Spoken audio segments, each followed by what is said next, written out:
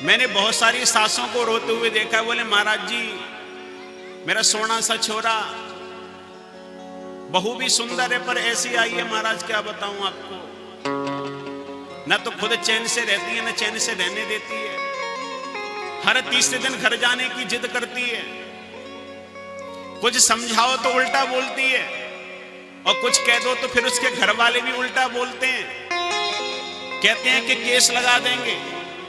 न तो जी पा रहे हैं, न मर पा रहे हैं, न समाज में किसी से कुछ कह पा रहे हैं। समय बदल रहा है थोड़ा सा। सासू का यह धर्म है कि जो बेटी अपने घर को छोड़ करके आई है, हमारे वंश की वृद्धि करेगी, यदि उससे छोटी मोटी कोई कमी रह भी जाए तो उसे क्षमा कर दो। आप दूसरे दिन से ही ये चाहती हैं कि आपके जीवन भर का जो अनुभव है घर चलाने का, वो तो किसी घर से अभी नई नई आई उसे अनुभव नहीं है। अब आप पहले की ही बनी बनाई हो बहू पुरानी, आपको अनुभव है क्या नियम है क्या कायदे हैं। अब नई बेटी आई है, बहू आई है किसी की, उसे आपकी बहू आई है किसी की बेटी आई है, वो तो घर में आनंद से रही है, उसे क्या नियम पता। तो थोड़े पहले ढालो तो सही उसको, पहले झगड़ना चालू कर देते हैं उससे, तेरा ये काम ऐसा, तेरा वो काम वैसा। अब ये फिर भी बेटी सहले, फिर तेरे खानदान ऐसा, तेरी माँ भी ऐसी होगी, तेरा बाप भी ऐसा होगा, हमारे साथ ऐसा किया, और फिर कुछ कमी रह जाए लेने देने में, बोले तो ये कमी की थी, मैं तो कुछ कहती नहीं हूं, ये तायने देना। और जब तायने चालू हो जाते हैं तो बुद्धि बिगड़ जाती है, फिर तो वो भी महाराज चंडी का रूप धारण कर लेती है, फिर वो भी नहीं समझती। और जो बेटियां हैं उन बेटियों को भी ये ध्यान रखना चाहिए कि यदि कोई बात आपकी हो रही है घर में, कोई झगड़ा हो भी रहा है, उसको अपने घर में मत बताओ। क्यों?